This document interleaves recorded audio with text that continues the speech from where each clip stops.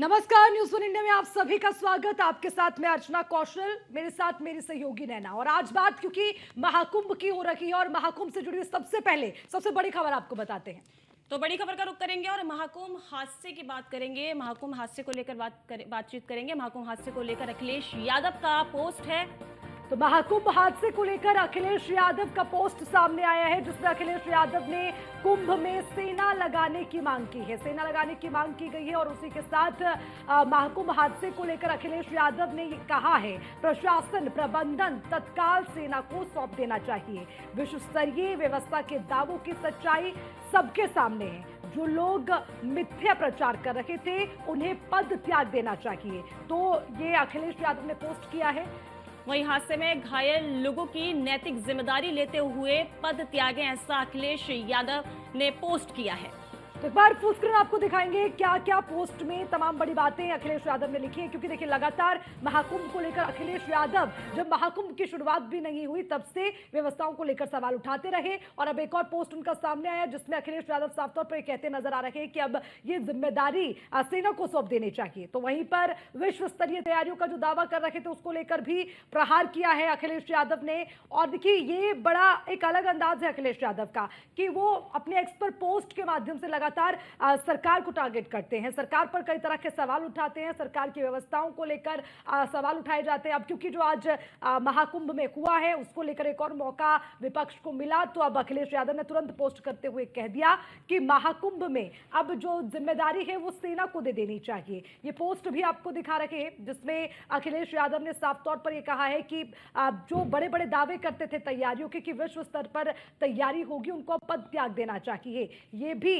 बड़ी बात अखिलेश यादव ने अपने पोस्ट में लिखी है। तो इस तरह से एक बड़ा जिक्र कहा। हादसे में जो घायल लोग हैं, घायल लोगों की जिम्मेदारी लेते हुए पद त्याग दें, ये अखिलेश यादव कह रहे हैं। तो साफ तौर पर उनका निशाना किस ओर है ये समझा जा सकता है ना। अब समझें कि महाकुंभ को लेकर वैसे ही विपक्ष लगातार व्यवस्थाओं पर सवाल उठा रहा था, तो अब जब ये स्थिति बनी है तो एक बैठे बिठाए विपक्ष को मौका मिल गया। बिल्कुल अर्चना, सीधी सीधी बातें। वैसे विपक्ष मौका ढूंढता है कि कोई ऐसी स्थिति बने जिसके ऊपर वो कोई ना कोई टिप्पणी कर सके। अब जैसे कि स्थिति जो सुबह बनी है, रात के 1:30 बजे जो महाकुंभ में स्थिति बनी, उसके बाद अब अखिलेश यादव ने अपनी जुबान खोली है और अपने ट्विटर पे एज इट इज उन्होंने लिखा है। वो ऐसे भी अपने ट्विटर अकाउंट पे हमेशा कोई ना कोई ऐसी चीज पोस्ट करते हैं जो सरकार के खिलाफ वो कुछ ना कुछ बोलते रहते हैं। तो उन्होंने अब ये बोला है सीधे सीधे कि महाकुंभ की जो व्यवस्था है वो सरकार से नहीं संभाली जा रही है, प्रशासन से नहीं संभाली जा रही है। तो अब सीधे सीधे तौर पर सेना के हाथ में व्यवस्था सौंप दी जाए ताकि महाकुंभ के जो श्रद्धालु हैं जो वहां पर जा रहे हैं उनको कोई भी अव्यवस्था ना हो। तो बिल्कुल अब साफ तौर पर महाकुंभ हादसे को लेकर अखिलेश यादव का पोस्ट ये देखिए। महाकुंभ में आए हुए संत समाज और श्रद्धालु में व्यवस्था के प्रति विश्वास जगाने के लिए उन्होंने कहा है कि प्रशासन की ओर से जो प्रबंध हैं वो किए जाने चाहिए थे। लेकिन उसी के साथ उन्होंने ये भी कहा कि महाकुंभ हादसे को लेकर अखिलेश यादव का जो पोस्ट है कि अखिलेश यादव कहते हैं कुंभ में अब सेना लगा देनी चाहिए, इसकी मांग अखिलेश यादव कर रखे हैं। प्रशासन प्रबंधन तत्काल सेना को सौंप देना चाहिए। नैना, तो ये बात यहाँ पर अखिलेश यादव कर रहे हैं कि जो विश्व स्तरीय व्यवस्थाओं की बात करते थे उन व्यवस्थाओं के दावों की सच्चाई सबके सामने आ गई है। देखिए अखिलेश सीधे तौर पर कह रहे हैं कि जो भी बड़े बड़े वादे किए गए प्रशासन की तरफ से, सरकार की तरफ से, उनकी सच्चाई देखने को मिली है। क्योंकि जो सुबह घटना हुई है अर्चना, उसको देखते हुए ही अखिलेश यादव ने ट्वीट किया है कि जो व्यवस्था है वो अब प्रशासन से तो संभल नहीं रही है। तो उनका ये कहना है कि इस व्यवस्था को सीधे सेना के हाथ में सौंप दिया जाए और त्याग दे देना चाहिए, मतलब त्याग पत्र उन्हें दे देना चाहिए क्योंकि व्यवस्था उनसे नहीं संभली है। तो ये प्रशासन को सीधा सीधा ये मौका मिल गया है ये कहने का कि जो व्यवस्थाएं की गई हैं महाकुंभ में वो बिल्कुल भी अच्छी नहीं है और लोगों को बहुत ही दिक्कतों का सामना लगातार करना पड़ रहा है। बिल्कुल। तो अब प्रचार जो कर रहे थे कि बड़ी बड़ी व्यवस्थाएं हैं उन्हें अब पद त्याग देना चाहिए, ये अखिलेश यादव ने अपने पोस्ट में लिखा है। समाजवादी पार्टी के अध्यक्ष अखिलेश यादव कहते हैं कि हादसे में घायल लोगों की नैतिक जिम्मेदारी लेते हुए अब पद त्याग दें। तो ये देखिए एक बड़ी बात अपने पोस्ट में उन्होंने कही है और सीधा सरकार पर प्रहार किया है व्यवस्थाओं के नाम पर। और देखिए सबसे बड़ी बात ये भी हो जाती है कि जब बात व्यवस्थाओं की आती है तो विपक्ष लगातार सरकार सरकार को निशाने पर लेने की कोशिश करता है। और यही वजह भी है कि अब ये माना जा सकता है कि जो आज हुआ उसको लेकर बैठे बिठाए विपक्ष को एक मुद्दा मिल गया है। और देखिए, इसमें गलत भी नहीं है, विपक्ष अपनी भूमिका को यहाँ पर निभा रहा है, लेकिन मुझे लगता है कि जिस तरह की आज घटना हुई है उसमें कैसे सहयोग किया जा सकता है। हमने पहले भी कहा कि देखिए, आस्था और धर्म के नाम पर कम से कम उसे राजनीतिक चश्मे से नहीं देखना चाहिए, लेकिन अब सवाल उठ रहे हैं। अब सवाल सरकार की व्यवस्थाओं को लेकर, प्रशासन की व्यवस्थाओं को लेकर उठ रहे हैं। और कहीं ना कहीं जो श्रद्धालुओं का विश्वास है, क्योंकि जो श्रद्धालु वहां पर पहुंचे हैं, अब जो 16 दिन बीते हैं महाकुंभ के, तो उसमें हमने देखा, लोगों से बातचीत की नैना, तो उन्होंने इस बात का जिक्र किया है कि जो व्यवस्थाएं हैं उनमें कोई कमी नहीं है, और इस लेवल पर व्यवस्थाएं करना, उससे लोग काफी खुश भी नजर आए। लेकिन अब क्योंकि आज जो घटनाक्रम हुआ है उसको लेकर एक बार फिर से जो सरकार है वो विपक्ष के निशाने पर आ गई है। देखिए अर्चना, कई लोगों से जब बातचीत करी तो बातचीत के दौरान तो यही सामने आया कि किसी भी तरीके की कोई अव्यवस्था नहीं है, लेकिन अब अखिलेश यादव को ये भी समझना पड़ेगा कि जब भारी मात्रा में एक साथ लोग जाएंगे, देखिए हर कोई तो रात को स्नान कर नहीं सकता, हर कोई तो रात में स्नान कर नहीं पाएगा, तो जिसका जो वक्त स्नान करने का है वो उसी टाइम पे स्नान करेगा। तो अखिलेश यादव को ये बात समझनी चाहिए कि जो श्रद्धालु इकट्ठे होकर आए हैं उनके साथ जो भी हुआ है वो कहीं ना कहीं श्रद्धालु की भी एक गलती रही है, या ये कह लीजिए कि उनको जल्दबाजी बहुत थी, इस वजह से ऐसा हुआ है। लेकिन बात वही होती है ना कि मौका जो ढूंढ रहे होते हैं किसी भी चीज के लिए, क्योंकि अखिलेश यादव को ये मौका मिल गया बैठे बिठाए कि अब वो तुरंत सीधे निशाना साध सकते हैं सरकार पर, तो उन्होंने कह दिया कि अब जो भी इसकी जिम्मेदारी जिन्होंने ली थी वो त्याग पत्र दे दे। बड़ी बात है, ये बात बोली गई है कि त्याग पत्र दे दे, लेकिन अगर देखा जाए तो जिस वक्त ये घटना हुई उसके तुरंत बाद से ही सरकार ने इसकी जिम्मेदारी ली और लगातार इस पर नजर रखी जा रही है। और 1 या 2 घंटे बाद ही शायद अर्चना सारा जो मामला है, सारी जो घटना जो हुई थी वो सब ठीक हो गई थी और लोगों ने फिर से आना जाना जो है शुरू कर दिया था। लेकिन बात अखिलेश यादव की है, क्या कह सकते हैं? देखिए ना, बिल्कुल ये कहना गलत होगा कि हम श्रद्धालुओं को लेकर अगर इस बात का जिक्र कर रहे हैं कि गलती, देखिए मुझे लगता है कि गलती से बेहतर व्यवस्थाओं को अब कैसे सुदृढ़ किया जाए इस पर फोकस होना चाहिए, क्योंकि दूर दराज से लोग पहुंच रहे हैं और वो स्नान के लिए पहुंच रहे हैं, तो साफ तौर पर लोग स्नान के लिए निकलेंगे भी, लेकिन उन व्यवस्थाओं को बनाए रखना और उसकी वजह से कोई हादसा ना हो और जो अप्रिय घटना है वो ना हो, इसका बहुत विशेष ख्याल रखना चाहिए। तो देखिए, अब जो लोकल पुलिस प्रशासन है वो लगातार जुटा हुआ है व्यवस्थाओं को बनाने में। मुख्यमंत्री खुद लोकल पुलिस प्रशासन के साथ संपर्क में है। इमरजेंसी एक बैठक की गई है जिसमें अधिकारियों को आदेश दिए गए हैं, निर्देश दिए गए हैं, तो उसी के साथ लगातार लोगों से अपील भी की जाए। देखिए, बड़ी बात यह भी है कि लोगों से अपील खुद मुख्यमंत्री योगी आदित्यनाथ भी कर रहे हैं कि आप जिस घाट पर हैं, आप जहां पर हैं, आप वहां स्नान करें, आपको बिल्कुल पुण्य की प्राप्ति होगी, क्योंकि इस दिन की जितनी मान्यता है, और हम कहते हैं ना कि गंगा माँ तो खुद पूरा एक अमृत है, और उसमें आप जहां भी स्नान करेंगे तो उसका फल आपको जरूर मिलेगा।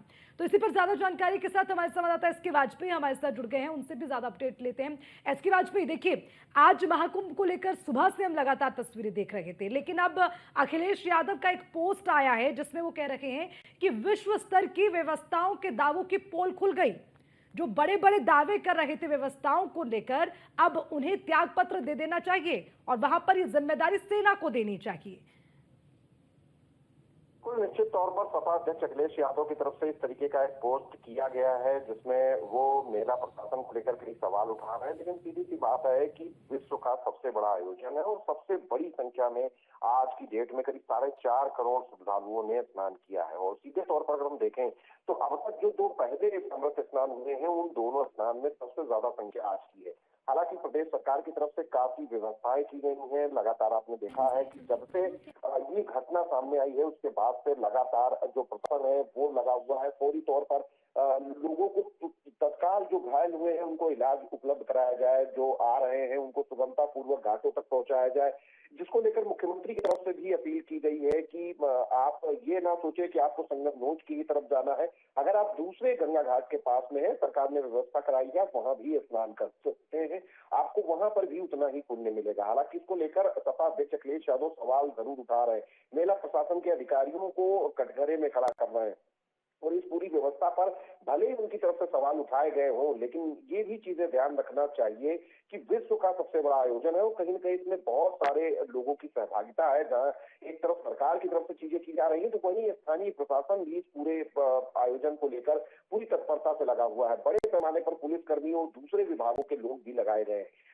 सीधे तौर पर इतनी बड़ी संख्या में लोगों को मैनेज करना और उनको उनके स्थल तक पहुंचाना, फिर उनको वापस उनके गंतव्य की तरफ भेजना कहीं न कहीं काफी बड़ा टास्क है, जिसको लगातार मेला प्रशासन की तरफ से किया जा रहा है। हालांकि सपा अध्यक्ष अखिलेश यादव इस पूरे घटनाक्रम को लेकर काफी सवाल खड़े कर रहे हैं। यहाँ तक कि वो ये भी कह रहे हैं कि पूरे इस मेला क्षेत्र को सेना के जरिए मैनेज करना चाहिए। सरकार को इस बारे में भी ठीक है, ठीक है, ठीक है। इसके बाद भी आप नजर बनाए रखिएगा। शुक्रिया तमाम जानकारी के लिए। तो साफ तौर पर इस वक्त जहां इस तरह की स्थिति है, तो उस पर अब इसे राजनीतिक चश्मे से भी देखा जा रहा है। लगातार अब विपक्ष सरकार को आड़े हाथों ले रहा है, सवाल उठाए जा रहे हैं व्यवस्थाओं को लेकर। तो जो पोस्ट अभी आया अखिलेश यादव की ओर से, उसमें उन्होंने साफ तौर पर कहा कि अब वहां पर ये जिम्मेदारी सेना को दे देनी चाहिए। तो इसको लेकर भी सवाल उठ रहे हैं। तो लेकिन नैना, सवाल यहाँ पर ये महत्वपूर्ण हो जाता है कि क्या ऐसे समय पर जब हमें जरूरत है एकजुटता की, एक अच्छा संदेश देने की, उसे राजनीतिक चश्मे से देखना या उस पर राजनीति करना कितना सही लगता है नैना? जी अर्चना, देखिए क्योंकि जो हुआ वो बहुत ही दुखद था और ऐसे समय पर श्रद्धालुओं के साथ भी देखिए दुखद बात हुई है। वहीं सरकार के लिए एक बड़ी चुनौती बन गई, ये बात सामने आई है और एक बहुत बड़ी चुनौती है कि करोड़ों लोग एक दिन में जा रहे हैं और करोड़ों लोगों की व्यवस्था करना, उनको सही सलामत अंदर आना और उनको वापस से उनको बाहर भेजना, ये बहुत बड़ी एक चुनौती है सरकार के लिए। तो मुझे ऐसा लगता है अर्चना कि इस वक्त पे राजनीति करने की बजाय जो सरकार है उसको अप्रिशिएट करना चाहिए और ये सब बातें ना करते हुए ये कहना चाहिए कि जो श्रद्धालु हैं उनको कैसे इस अव्यवस्था से बचाया जाए और किस तरीके से सरकार और ज्यादा इन चीजों पर नजर रख सकती है और क्या कुछ कर सकती है। इन बातों पर ज्यादा मुझे लगता है ध्यान देना चाहिए। बिल्कुल। और लगातार न्यूज़ वन इंडिया पर एक्सक्लूसिव तस्वीरें दिखाते हैं। अब आप देखिए कैसे टुकड़ियां निकल रही हैं व्यवस्थाओं में। जो प्रशासन की व्यवस्था है उनको दुरुस्त रखा जाए, उसके लिए क्या इंतजाम किए जा रहे हैं वो तस्वीरें आपको दिखा रखे हैं। और उसी के साथ सभी अखाड़े अब अमृत स्नान करेंगे। तो ये जिसका इंतजार हर किसी को था नैना, वो हम सीधी तस्वीरें दिखा रहे हैं। अखाड़े अब स्नान के लिए निकल गए हैं और नैना ये वो दृश्य है जिसके लिए लोग सुबह सुबह, जब सुबह का समय रहता है अखाड़ों के निकलने का, तो एक बड़ी तादाद में भीड़ जुट जाती है इस नज़ारे को देखने के लिए कि हम साधु संतों के दर्शन कर सके। क्योंकि देखिए साक्षात एक भगवान का रूप इन्हें माना जाता है। लेकिन अब वो घड़ी आई है। ये एक्सक्लूसिव तस्वीरें हम दिखा रहे हैं। बिल्कुल, देखिए टीवी स्क्रीन पर एक्सक्लूसिव तस्वीरों के साथ हम दिखा रहे हैं अखाड़ों का लाइव स्नान आपको दिखा रहे हैं। आम जनता के लिए ये लाइव स्नान जारी है और न्यूज़ वन इंडिया लगातार इन एक्सक्लूसिव तस्वीरों को आप तक दिखा रहा है, दर्शकों तक दिखा रहा है। दूसरा अमृत स्नान जो है महास्नान आपको दिखा रहे हैं। दूसरा अमृत स्नान बनेगा नया कीर्तिमान। तो देखिए किस तरीके से जिस वक्त का लोगों को इंतजार था, जिस वक्त का आपको इंतजार था और वो घड़ी अब खत्म होने को आई है और आप देख पाएंगे कि अखाड़ों का देखिए स्नान जो होता है अपने आप में बहुत बड़ी बात जो है मानी जाती है श्रद्धालुओं के लिए। मोहसिन हमारे साथ है, सीधा उनका रुख करेंगे। मोहसिन जरा बताइए कि क्योंकि अखाड़े जो है वो स्नान के लिए निकल गए हैं और लगातार तस्वीरें भी हम देख पा रहे हैं, आप बताइए वहां पर मौजूदा स्थिति। ये वो पल है जिसका सुबह 3 बजे से लोग इंतजार कर रहे थे।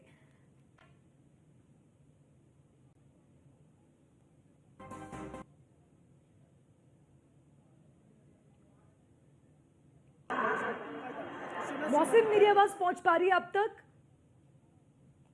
चलिए मोहसिन से दोबारा संपर्क करेंगे क्योंकि संगम नगरी प्रयागराज में ही मोहसिन भी है और वहां पर हम संपर्क साधने की लगातार कोशिश कर रहे हैं। वहां पर संपर्क जोड़ पाना ये भी अपने आप में एक बड़ी चुनौती है, इतनी भीड़ के बीच में कैसे संपर्क किया जाए। खैर, लेकिन जो तस्वीरें हैं वो लगातार अपने दर्शकों तक हम पहुंचा रहे हैं।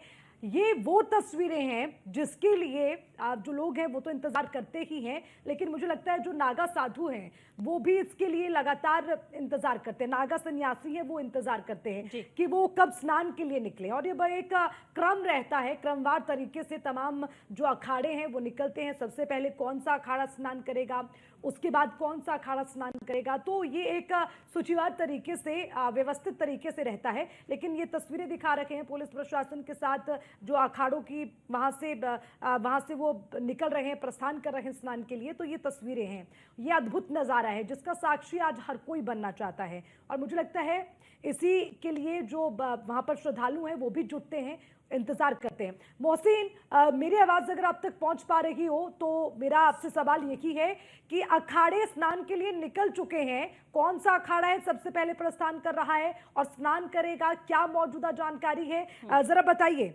मोहसिन।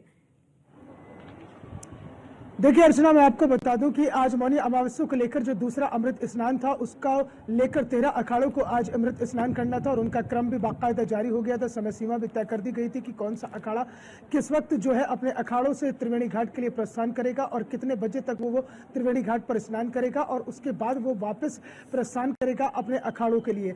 लेकिन अचानक ही ये हादसा हो गया और हादसा होने के बाद में जो है साधु संतों ने बैठकर फैसला किया और सबसे पहले खबर ये आई थी कि जो स्नान को रोक दिया गया है और स्नान को स्थगित कर दिया गया। इसको लेकर अखाड़ा परिषद के अध्यक्ष रविंद्र पुरी जी महाराज का सबसे पहले बयान आया और उन्होंने कहा कि मेरा प्रशासन के हमने कहने पर जो है इसे स्नान को अभी स्थगित कर दिया है। और देखिए साधु संतों की और इसमें अखाड़ों की जाहिर तौर पर तारीफ करनी होगी, क्योंकि जिस तरह से हालात बदले थे और जिस तरह से हालात बिगड़े थे उसके बाद में साधु संतों ने कहा कि समाज सबसे पहले, समाज सर्वोपरि है, हम स्नान को फिलहाल स्थगित करते हैं लेकिन रद्द नहीं करते हैं। लेकिन 2 घंटे के बाद जैसी स्थिति सामान्य हुई, क्योंकि स्थिति तो हालांकि 10 मिनट बाद ही सामान्य हो गई थी, तमाम चीजों पर काबू पा लिया गया था, हालातों पर काबू पा लिया गया था, लेकिन अखाड़ों ने उसके बाद में फैसला किया था कि हम अमृत स्नान करेंगे।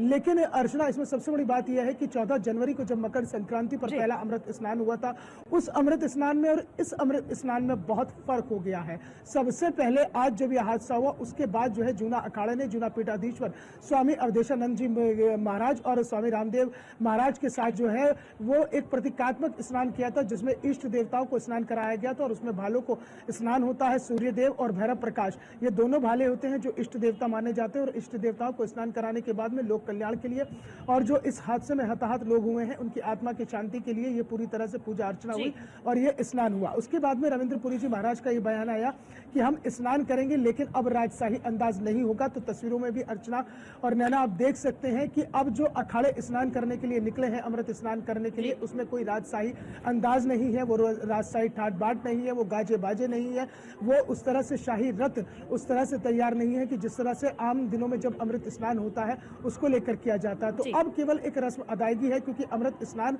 की जो परंपरा है उसका निर्वहन करना होता है और अमृत स्नान की परंपरा को आप तोड़ नहीं सकते हैं।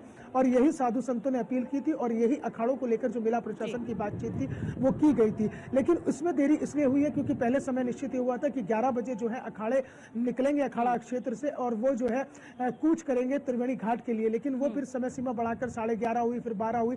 लेकिन उसमें देरी इसलिए होती चली गई क्योंकि त्रिवेणी घाट पर जो पहले से ही आम श्रद्धालु थे, तो प्रशासन की पहली प्राथमिकता ये थी कि जो पहले ही त्रिवेणी घाट पर श्रद्धालु हैं, वहां पर जो स्नान कर रहे हैं, जो 2 दिन से वहां पर डेरा डाले हुए बैठे थे, उन्हें पहले सकुशल वहां से स्नान कराकर सुरक्षित तरीके से उन्हें बाहर निकाला जा सके, ताकि जो अखाड़े वहां पर पहुंचेंगे फिर अखाड़े पहुंचने के बाद वो वहां पर स्नान कर सकें। तो जब त्रिवेणी घाट पूरी तरह से खाली करा लिया गया और उसके बाद में बैरिकेडिंग कर दी गई है, उसके बाद ये अखाड़ों ने अब कुछ करना शुरू किया। महानिर्वाणी अखाड़ा जो है वो अटल अखाड़े के साथ सबसे पहले अमृत स्नान करेगा, लेकिन उस अमृत स्नान में जैसा मैंने कहा है कि केवल अब परंपरा को पूरा किया जाएगा। और इसमें एक बहुत महत्वपूर्ण इस बार और चीज की है इन्होंने कि जो 14 जनवरी के मकर संक्रांति के अमृत स्नान पर था कि पहले जो था जो अखाड़ा स्नान मार्ग होता है जहां से अखाड़े निकलते हैं उसे नो मैंस लैंड घोषित कर दिया जाता है, यानी वहां पर किसी भी आम आदमी के आने की कोई इजाजत नहीं होती, कोई आम श्रद्धालु उस रास्ते पर नहीं आ पाता। लेकिन 14 जनवरी के अमृत स्नान में मैं खुद वहां पर मौजूद था, मैंने उसे खुद उसको कवरेज किया था। तो लेकिन वहां केवल जो है लकड़ी की बैरिकेडिंग की गई थी, लेकिन इस बार 3 लेयर सिक्योरिटी प्लान और 3 लेयर बैरिकेडिंग की गई है अखाड़ा स्नान मार्ग तक पहुंचने के लिए। मोहसिन, जो अखाड़े हैं वो स्नान तो करेंगे, हालांकि सभी अखाड़ों में कहा है कि अधिक समय नहीं लेंगे, तो राष्ट्रीय रूप स्नान में अखाड़ों का देखने को मिलता था, क्या वो अब मिलेगा? नहीं, देखिए नैना, चूंकि ये हादसा जो हुआ है, जो भगदड़ हुई है, उसके बाद में जिस तरह से लोग घायल हुए हैं, हताहत होने की भी सूचना आ रही है, आधिकारिक पुष्टि नहीं हुई है, तो उसके बाद में अखाड़ों ने ये मिलकर फैसला किया। 13 अखाड़ों के आचार्य महामंडलेश्वर महंत श्री थानापति और कोतवाल सभी और साधु संत और नागा सन्यासी सभी बैठे, इनकी एक बैठक हुई और बैठक में यह निर्णय लिया गया कि हम किसी भी तरह से और राजशाही अंदाज में अमृत स्नान करने के लिए नहीं जाएंगे। न गाजे बाजे होंगे, न शहनाई होगी, न ढोल ताशे होंगे। एक केवल सादगी के साथ साथ अमृत स्नान करने के लिए पहुंचेंगे और अमृत स्नान की परंपरा को पूरा करेंगे और उसी क्रम में अमृत स्नान होगा। जिस तरह से परंपरा चली आ रही है, सबसे पहले भाले स्नान करेंगे जो इष्ट देवता होते हैं। और देखिए हर 13 अखाड़े हैं, 13 अखाड़ों के इष्ट देवता अलग अलग होते हैं। क्रम इनका बना हुआ है। सबसे पहले महानिर्वाणी अखाड़ा अटल अखाड़े के साथ अमृत स्नान करेगा। उसके बाद में जो है वो निरंजनी अखाड़ा वो आनंद अखाड़े के साथ स्नान करेगा। क्योंकि देखिए जब दो अखाड़े एक साथ स्नान करते हैं तो उसमें ये होता है कि इन अखाड़ों के शंकराचार्य एक ही हैं। तो जब निरंजनी अखाड़ा आनंद अखाड़े के साथ अमृत स्नान कर लेगा, उसके बाद में जूना अखाड़ा, किन्नर अखाड़ा, शंभु पंचमी अग्नि अखाड़ा और आह्वान अखाड़े के साथ स्नान करेगा। जब सन्यासी अखाड़ों के स्नान पूरे हो जाएंगे उसके बाद में बैरागी अखाड़े स्नान करेंगे, जिसमें निर्मोही पंच निर्मोही अखाड़ा, पंच निर्वाणी अखाड़ा और पंच दिगंबर अखाड़ा स्नान करेगा। उसके बाद में जो है फिर जो उदासीन अखाड़े हैं वो स्नान करेंगे।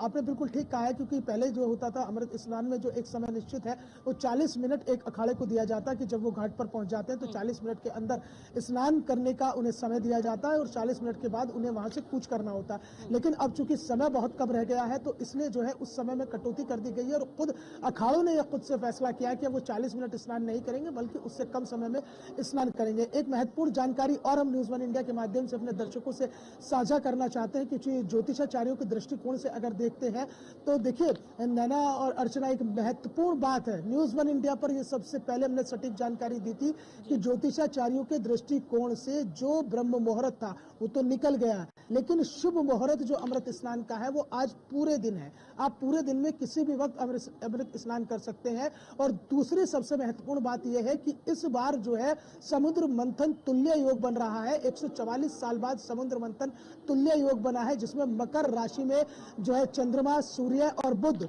ये तीनों ही प्रवेश कर गए हैं और बृहस्पति ग्रह जो है वो नवम दृष्टि में है। तो इसलिए इसे त्रिवेणी संयोग भी कहा जा रहा है। ये विशिष्ट संयोग बना है और इस विशिष्ट संयोग की मान्यता यह है, इसकी महत्ता यह है कि इसमें अमृत स्नान का जो वक्त है, अमृत स्नान का जो समय है वो आज से शुरू हुआ है और 8 फरवरी को सुबह 7:25 तक ये जारी रहने वाला है। तो यानी कि हमारी अपील है कि जो श्रद्धालु हैं, बहुत महत्वपूर्ण जानकारी आपने दी है, जिसमें आपने जिक्र किया है कि देखिए ब्रह्म मुहूर्त का जो समय था वो, क्योंकि सुबह के समय लोग ये समझ पा रहे थे कि ब्रह्म मुहूर्त में ही बिना कुछ बोले, क्योंकि मौनी अमावस्या की जब हम बात करते हैं तो मौन रहकर बिना कुछ बोले लोग स्नान कर लें, तो इसके लिए वो भीड़ मुझे लगता है सुबह के समय जुटी। लेकिन अब ये एक अच्छी इंफॉर्मेशन है कि आज पूरा दिन भर शुभ मुहूर्त रहेगा, तो सब लोग आराम से आए, आराम से स्नान करें, कोई जल्दबाजी उसमें ना हो, क्योंकि सारा दिन शुभ मुहूर्त रहना है। मोहसिन, इसका भी आपने जिक्र किया, तो ये एक बड़ी महत्वपूर्ण जानकारी है श्रद्धालुओं के लिए।